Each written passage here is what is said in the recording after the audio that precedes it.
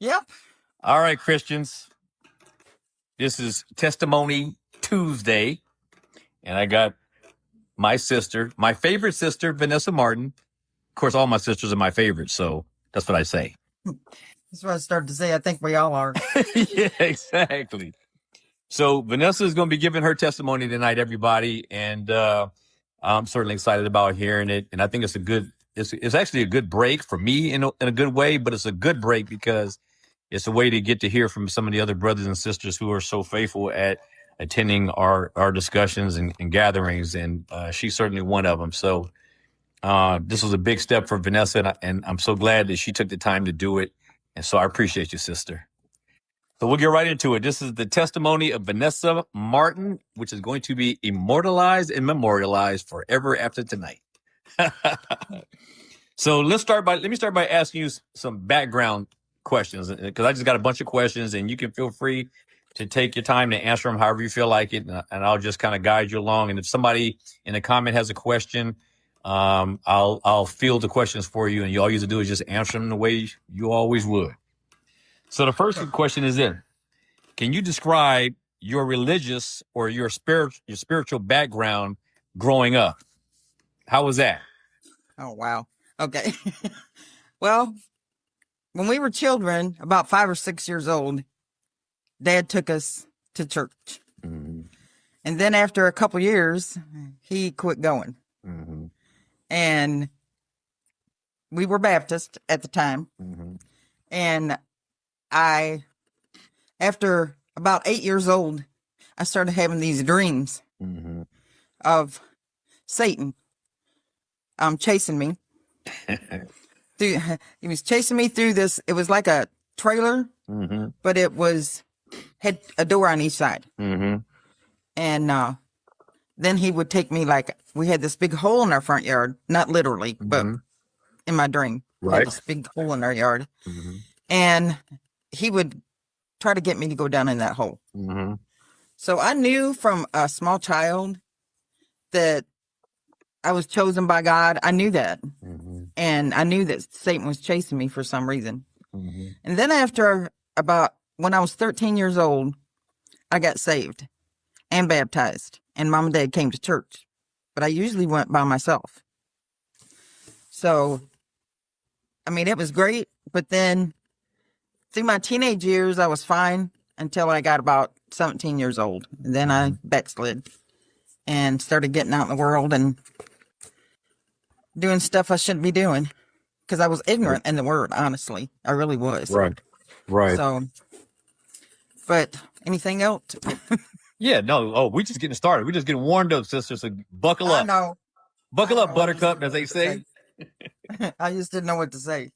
So let me ask you this. So what beliefs about God, if any, do you remember being taught as a child? What were some of the earlier things about God that you came to believe early on as a child? Well, the first thing I remember is Dad, when, he didn't have much of Jesus in him sometime, but he did tell me this. He said, "Don't you ever call me Father." Mm-hmm. He said, "Because you have one Father and he is in heaven."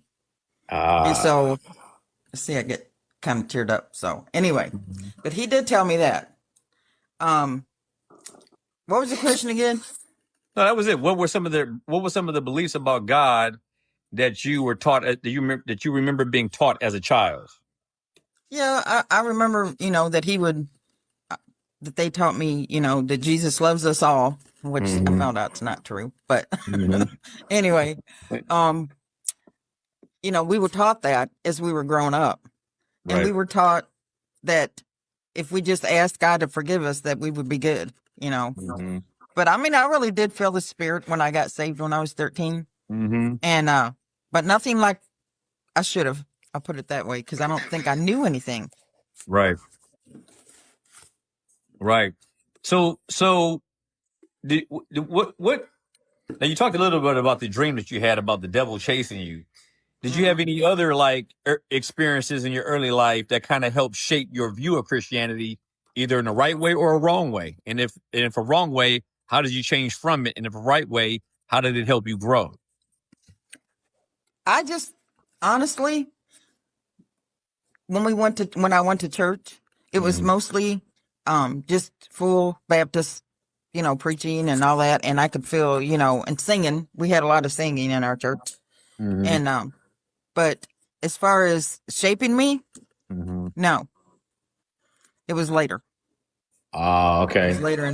later in my life. Yeah. All right. All right.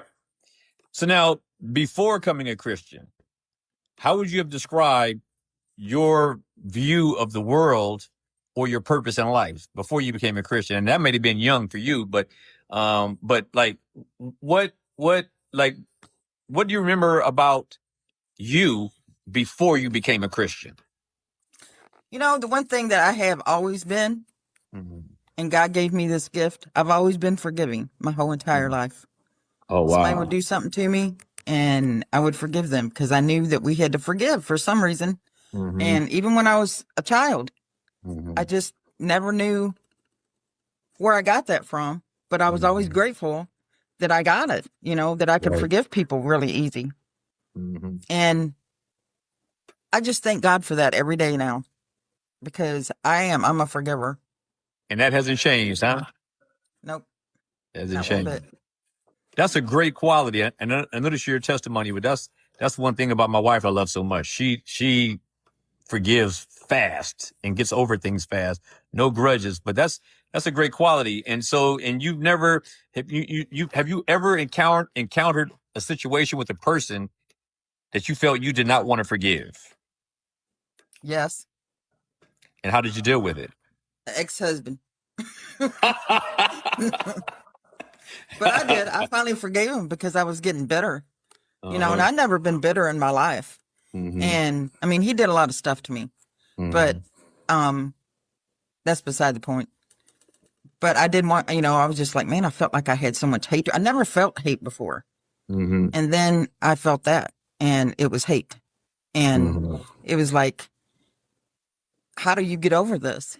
I mean, and I was like still reading my Bible sometime, but I wasn't a full Christian. I mean, I backslid. So, Right. I wasn't with God like I should have been. Right. And, so anyway, yeah, I hated him, but I had to forgive him. Mm-hmm. And I did. God let me forgive him. And I just went on, and with his children and stuff, they kept in touch with me after we got divorced because they loved me. Right. So that was a good thing. Right. Now, who do you think who was probably, would you say, was the most instrumental person in you coming to faith? And then who would you say was instrumental in helping you sustain that faith that you had? All I can say is Jesus. So there was I no. never had no adult. I never had no adult. I mean, sometimes I would go over to my girlfriend's house and I'd go to church with them. A couple girlfriends actually. But no, nobody really taught me anything. They were wild, because they were preachers' kids. Mm-hmm. And at the time, preachers' kids that when I was growing up, they were pretty wild. They were worse than other children. Yep. So, I mean, I just always felt God. I've always felt him my whole entire life. And so your mom and dad, neither one of them were like, and you said you came to faith at what age? I was 13 when I got saved. Okay, 13. Okay, so that's a big difference. So we'll talk about that. We'll talk about that in a second. So is that when you were 13, is that when you first really began to start thinking about God and spiritual matters in a very serious way? Yes. And how did that, And I did until I was, sorry. no, how did that come about? After I got baptized and everything, I stayed in church. Mom and dad didn't go to church with me. They did when I got baptized. They went that day and watched me get baptized. But other than that, they didn't go to church. But I always wanted to go to church because I always felt God and I wanted to know who he was my whole entire life. Right. I mean, I really do know that God was with me when I was in my mom's womb. I really know that. Wow. And I mean, it's just something that I've just always been. I have always been with God, and I know that. Even though I went out, backslid, and did stuff I shouldn't have been doing because I didn't know any better. But now I do. Thank you. So what would your parents say when you would go to church? I mean, what did they ask where you were going? Did they say you couldn't go? I mean, did you sneak out? What was that like? No, I asked them if they wanted to go with me, but no, they never wanted to go. You Really? want to go to church with me? No, not today. Yeah, and then I just would go, especially when I was a teenager. Mm-hmm.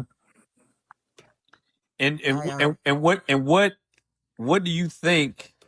Because I know that when we all become Christians, there ends up being this overwhelming sort of conviction that we can have.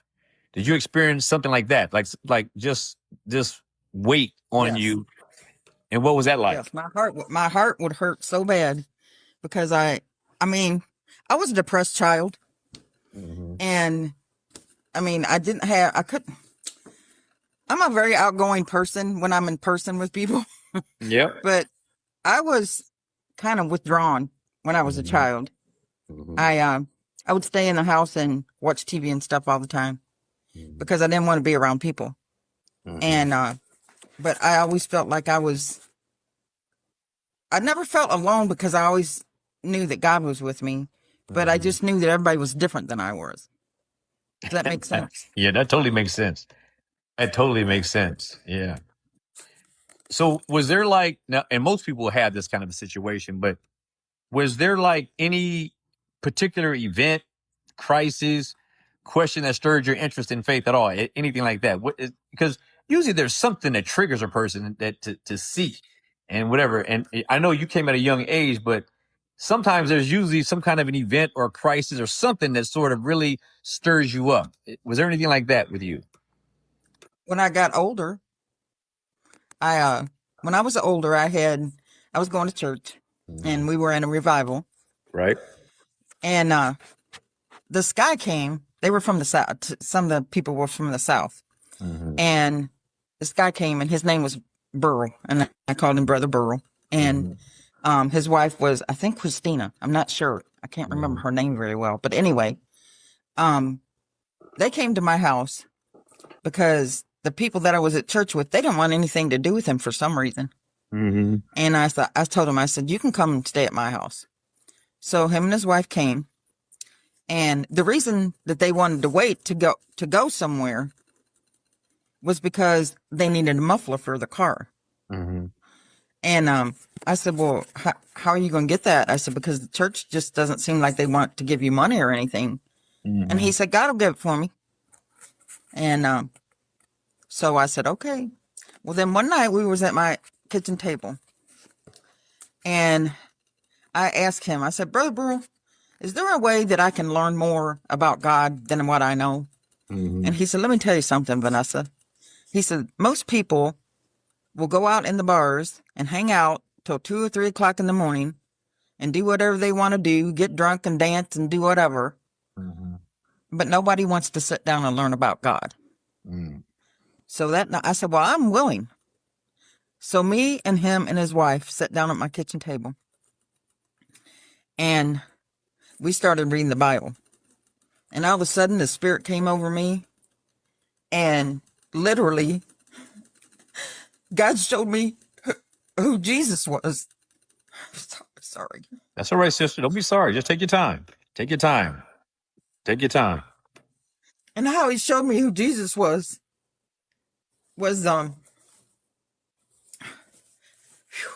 the pages in the Bible, honestly, and this is literal. Hmm.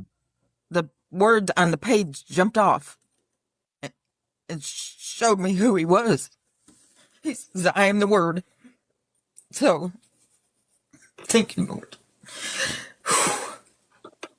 That's all right, sister. Take your time. This is all about you tonight. Take your time. You're all right. And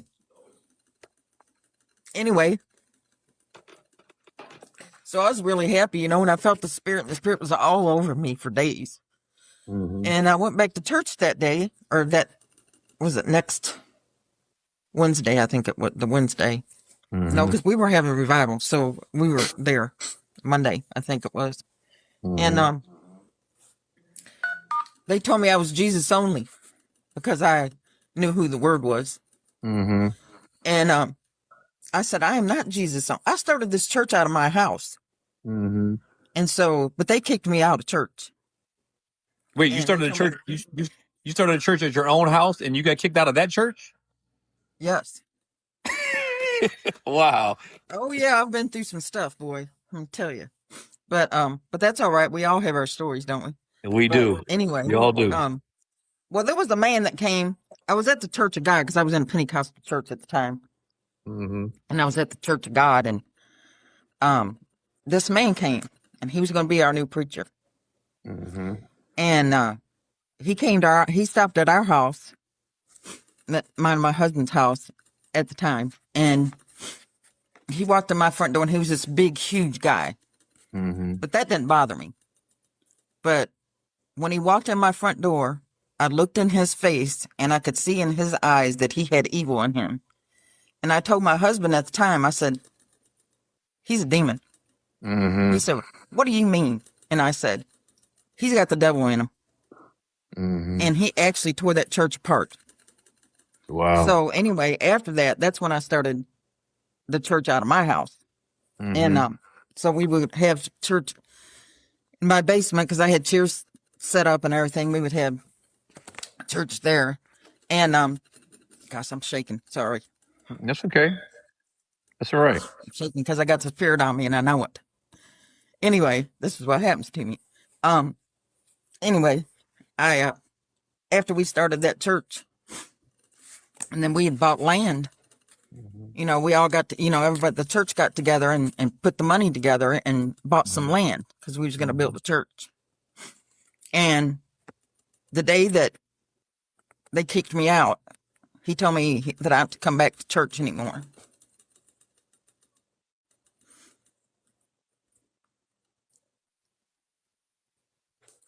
God drove my car home that day. That's all I can say, because I don't even remember going home.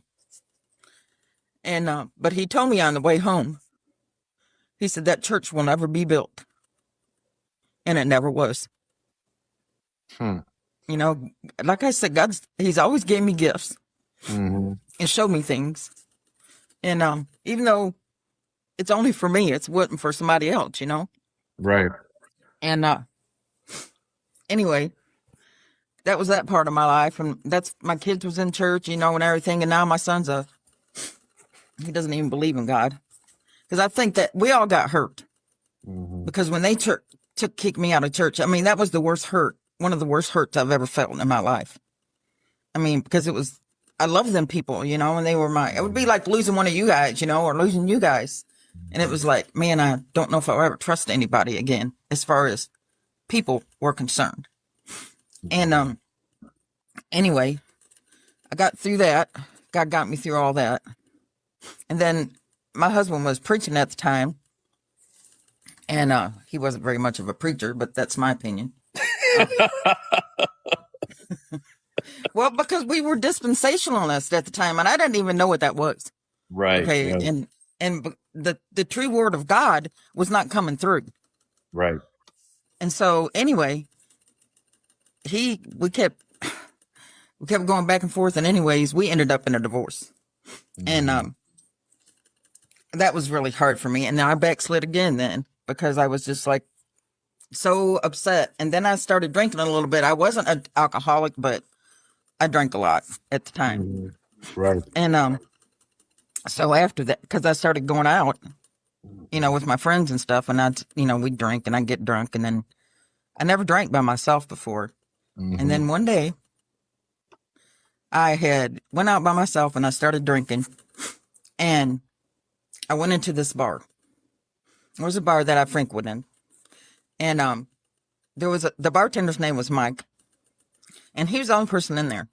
Mm-hmm. So I went in and I sat down at the bar, and I asked him for a drink, and so he gave me one. And all of a sudden I heard this person go, Vanessa. I mean, it was like it was verbal.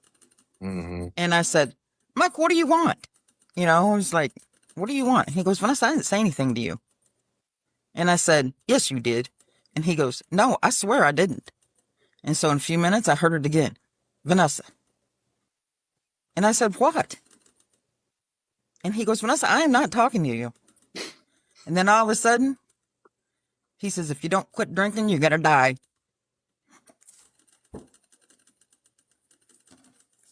Yep. And I got up and walked up out of that bar and never went back. So that was a good thing.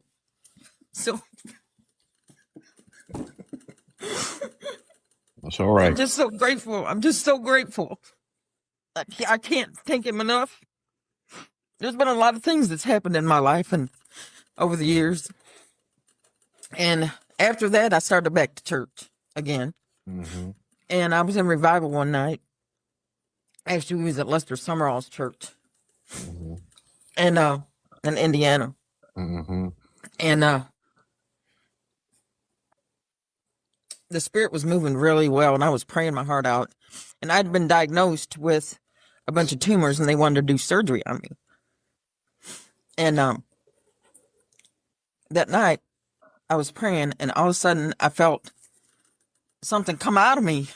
It was like, it just streamed down my legs, and I'm thinking, what's going on? And but I was praying for it. And so anyway, it was like 6 months later that I went back to the doctor. and they told me they were all gone. Every one of them. I had one burst. That's how I found out I had them. Mm-hmm. But they were all gone. Every one of them. There wasn't nothing there. Wow. They did an ultrasound and said there wasn't anything there. And so, I was like so happy. And I went on with my life. Mm-hmm. And of course, I'm married to my else. That's what I wanted in my life. I wanted to be happy and live with somebody, be married to somebody and have a family. And that's what I wanted in my life. And I hope I'm not talking too fast for anybody. No, you're doing all right. You're doing all right. All right. So And, go ahead.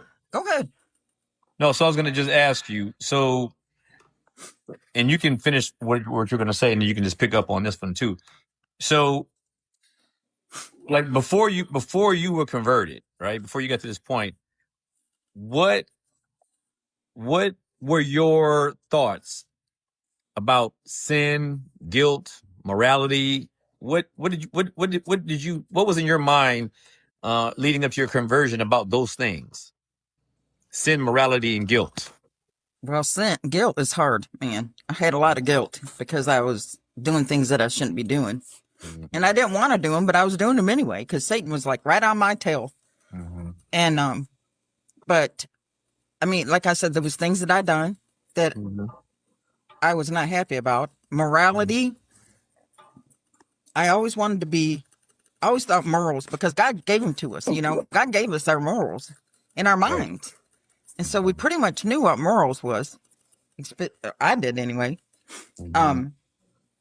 But what was the other part? Morality, sin, and guilt. Oh, sin. Yeah, sin. Like what was your because Horrible. yeah, so what was what I'm trying to get at is most of the time how we perceive these things, sin, morality, guilt, it plays into what brings us to Christ to a lot of degree. I mean, it's different for everybody, but in different degrees. But for you, what were your thoughts about these things? Did you think about those things? Did they weigh in on you coming to Christ? I mean, how did that affect you? How did those things affect you? Or what was your perspective on those things? As far as sin goes, I just knew that anybody that was doing what they shouldn't be doing was going to go to hell. That's what I knew. Right. And I would see people doing things that I knew they shouldn't be doing. And I would say something to them, and ask them, did they know Jesus? But, as far as myself, I knew I shouldn't sin, but I did. Mm-hmm. We all do. But not on purpose. I never sinned on purpose until later, because I backslid again, because I went through a divorce. Mm-hmm. And another one. And I'm telling you, man, I've lived through it. But I am old enough to live through it. So, and then I started going out and doing things I shouldn't be doing.